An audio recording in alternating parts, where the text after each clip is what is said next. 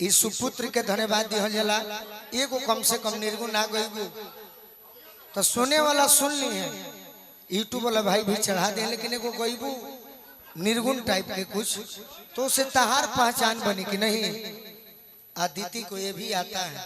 हम क्यों गाते हैं सब गीत कि कोनो काम से पीछे ना हटे के चाहिए, कुछ तू कुछ याद करके। बहुत गीत बा भंवरवा चाहे बैठल रोइले कोनो मार दो उसे तहार पहचान बनी। हमार का हो, हम तो सब में बनी। एगो गाओ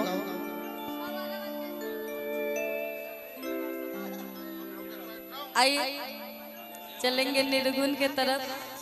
जो भी कहते हैं उसके तरफ हम लोग चलते हैं, कोशिश करते रहते हैं। हाँ वाह आदित्य, ये गा देते हैं, उसके बाद में आप लोग फिर जो कहेंगे हम सुना देंगे। आदित्य बाकी आदित्य गोलू जी एक लोकगीत सुनाने के बाद में निर्गुण सुना देंगे। आई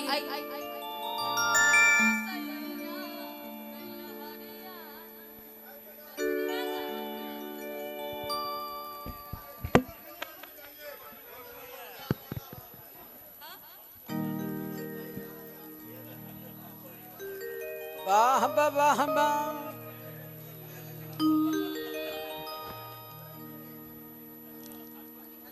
बड़ी सुंदर भाव में औरत बताओ तेरे कहो तरीका ये गोलू जी कि जब से तू सैया गैला हरियाणा जय हो। आ घोटल घोटात नहीं के का भाई हमारा से खाना। वाह वाह, जब वो गाते हैं तो हम चुप रहते हैं, बीच में नहीं टोक टाक करते सही हैं। बात सही बात।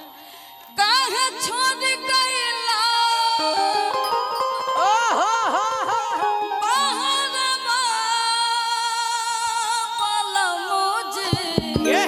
गुरुजी, आज काहे छोड़ गइला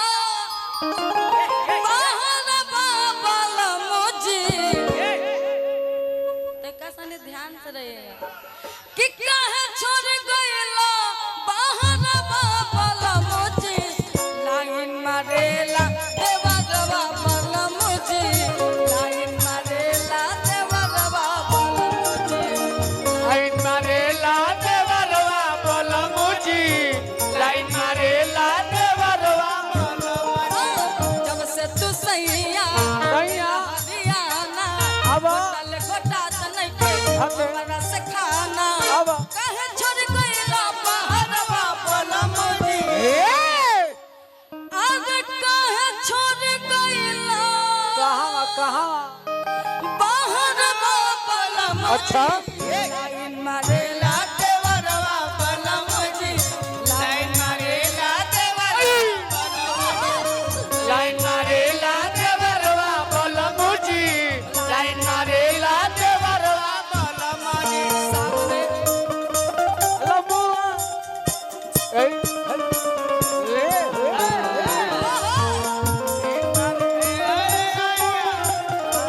लाल झंड लबुआ दखिना लाल झंडी हिंदी हो लाल झंडी हो लाल झंडी।